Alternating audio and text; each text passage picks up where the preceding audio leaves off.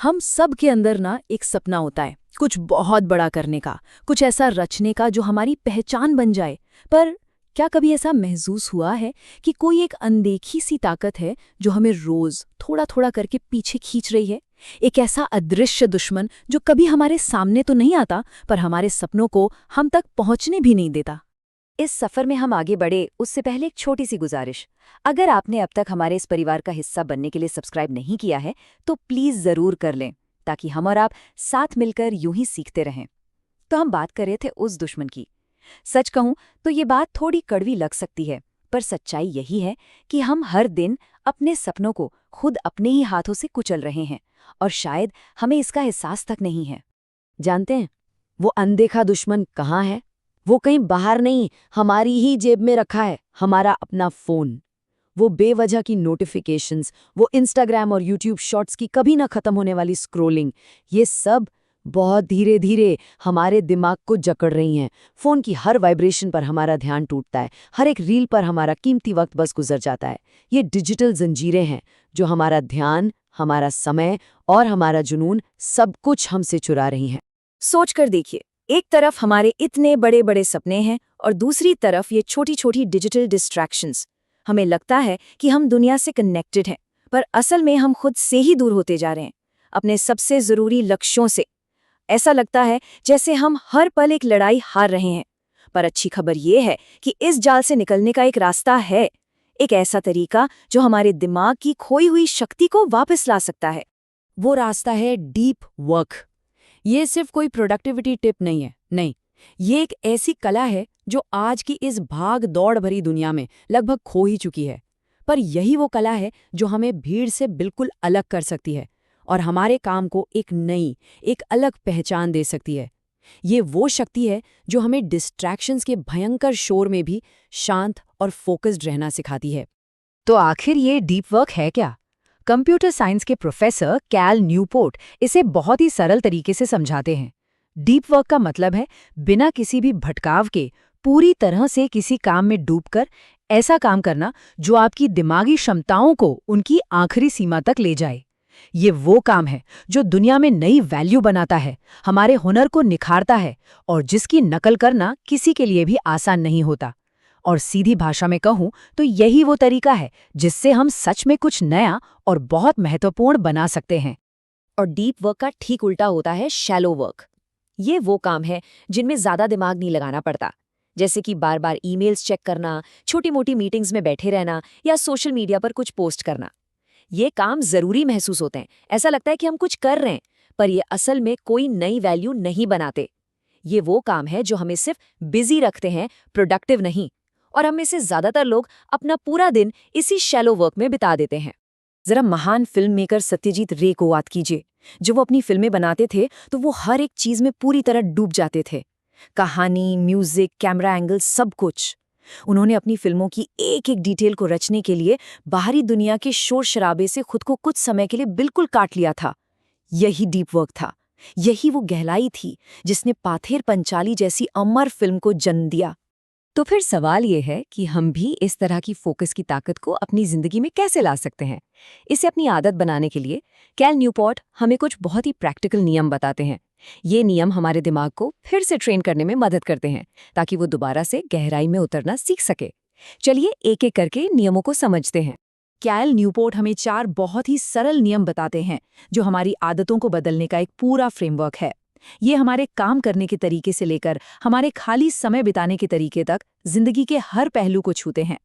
ये नियम हमें सिखाते हैं कि अपने काम को गहराई से कैसे करें, बोरियत से कैसे दोस्ती करें, सोशल मीडिया को कैसे कंट्रोल करें और छोटे मोटे कामों से अपना कीमती दिन कैसे बचाएं। आइए एक एक करके इन्हें समझते हैं। पहला नियम है गहराई से काम करें। इसके लिए एक रिचुअल बनाइए, यानी एक आदत, एक तय समय, एक तय जगह और एक तय मानसिकता। जैसे मशहूर लेखक मार्क ट्वेन हर सुबह एक छोटी सी झोपड़ी में चले जाते थे।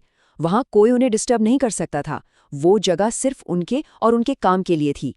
हमें भी अपने लिए एक ऐसी ही झोपड़ी बनानी होगी, चाहे वो सुबह का 1 घंटा हो या आपके कमरे का कोई शांत कोना। दूसरा नियम है बोरियत को गले लगाएं। आज जैसे ही हमें 2 मिनट का खाली वक्त मिलता है, हम फौरन अपना फोन उठा लेते हैं। इस आदत ने हमारे दिमाग की फोकस करने की मसल को बहुत बहुत कमज़ोर कर दिया है।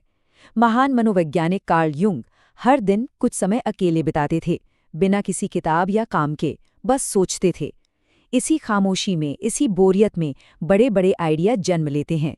अपने दिमाग को भटकने की आज़ादी दीजिए, उसे बोर होने दीजिए। तीसरा नियम, सोशल मीडिया का इस्तेमाल सोच समझ कर करें।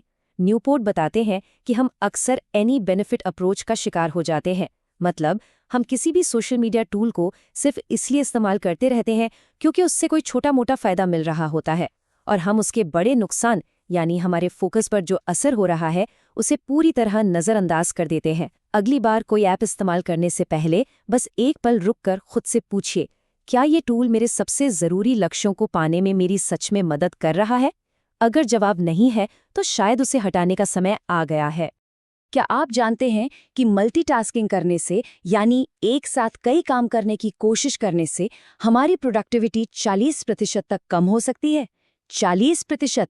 जब हमारा ध्यान बार बार एक काम से दूसरे काम पर जाता है तो हमारा दिमाग अपनी पूरी क्षमता से काम कर ही नहीं पाता। और यही बात हमें चौथे और आखिरी नियम की अहमियत समझाती है। और चौथा नियम है शैलो वर्क को खत्म करें। इसके लिए पार्किंसंस का नियम हमेशा याद रखें। कोई भी काम उतना ही फैल जाता है जितना समय आप उसे देते हैं। इसलिए अपने दिन के हर मिनट को स्केड्यूल करें। सुबह उठकर अगले कुछ घंटों के लिए एक प्लान बनाएं। 9 से 10 ये काम, 10 से सवा 10 ब्रेक। जब आप ऐसा करते हैं तो आपके पास फालतू कामों के लिए वक्त ही नहीं बचता और आप सिर्फ और सिर्फ जरूरी चीजों पर ध्यान देते हैं। देखिए, इन नियमों को अपनाना सुनने में जितना आसान लगता है उतना है नहीं। ये असल में अपने ही मन और अपनी पुरानी आदतों के खिलाफ एक लड़ाई है। बाहर के शोर से कहीं ज्यादा हमें अपने अंदर के शोर से लड़ना पड़ता है। पर अच्छी खबर यह है कि असली ग्रोथ तभी होती है जब हम इस अंदरूनी चुनौती को स्वीकार करते हैं।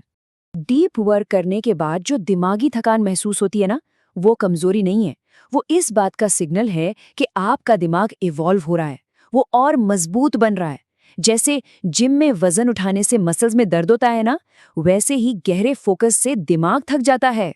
तो अगली बार जब आपको ऐसी थकान महसूस हो तो डरे नहीं, उसे एक जीत की तरह स्वीकार करें।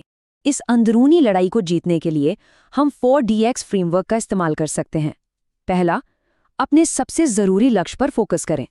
मतलब 100 चीजों पर थोड़ा थोड़ा ध्यान देने के बजाय अपने सबसे जरूरी 1 या 2 लक्ष्यों पर अपनी पूरी एनर्जी लगा दें। दूसरा, उन कामों को चुनें जिनसे सबसे ज्यादा फर्क पड़ेगा। तीसरा, अपनी प्रोग्रेस को ट्रैक करें, जैसे एक स्कोर बोर्ड पर, क्योंकि जब हम अपनी जीत को देख पाते हैं तो हमारा मोटिवेशन बना रहता है। और चौथा, एक ऐसा सिस्टम बनाएं जो आपको जवाबदेह रखे।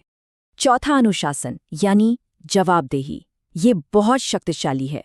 जब हमें ये पता होता है कि कोई और है जिसे हमें अपनी प्रोग्रेस के बारे में बताना है, चाहे वो कोई दोस्त हो, कोई मेंटर हो या परिवार का कोई सदस्य, तो हम रास्ते से भटकते नहीं हैं। एक पल के लिए खुद से पूछिए, आपकी जिंदगी में वो कौन है जो आपको आपके लक्ष्यों के लिए जवाबदेह ठहरा रहा है? डीप वर्क सिर्फ हमारी पर्सनल प्रोडक्टिविटी बढ़ाने के बारे में नहीं है। नहीं, ये उससे कहीं ज्यादा है। ये दुनिया बदलने वाला काम करने के बारे में है। इसरो के वैज्ञानिकों को याद कीजिए, जब वे मंगलयान मिशन पर काम कर रहे थे तो उन्होंने सालों तक दुनिया की नजरों से दूर गहरे फोकस के साथ काम किया। और उसी डीप वर्क ने भारत को दुनिया के उन चुनिंदा देशों में शामिल कर दिया जिन्होंने पहले ही प्रयास में मंगल पर पहुंचकर इतिहास रच दिया। जब हम डीप वर्क करते हैं तो हमारा काम सिर्फ हमारा नहीं रहता, वो किसी की प्रेरणा बनता है, वो किसी की मुश्किल का हल बनता है। यही तो असली सफलता है। जो लोग डीप वर्क को अपनाते हैं वो सिर्फ अपने लिए नहीं जीते, वो इस दुनिया को कुछ ऐसा दे जाते हैं जिसे सालों बाद भी याद रखा जाता है। तो आखिर में चुनाव हमारा है। हम या तो इन डिस्ट्रैक्शंस की बहती धारा में यूं ही बहते रह सकते हैं, या फिर गहराई से सोचने और काम करने वाला रास्ता चुन सकते हैं। क्योंकि एक बात हमेशा याद रखिएगा, इतिहास वही लिखते हैं जो गहराई से सोचते हैं। डीप वर्क सिर्फ एक टेक्निक नहीं है, ये हमारे अंदर की महानता को बाहर लाने का एक रास्ता है। और इसे अपनाने के लिए टैलेंट से ज्यादा फोकस की जरूरत है। और वो फोकस अब हमारे हाथों में है। जाने से पहले अगर आपने अब तक हमारे चैनल को सब्सक्राइब नहीं किया है तो जरूर कर लें,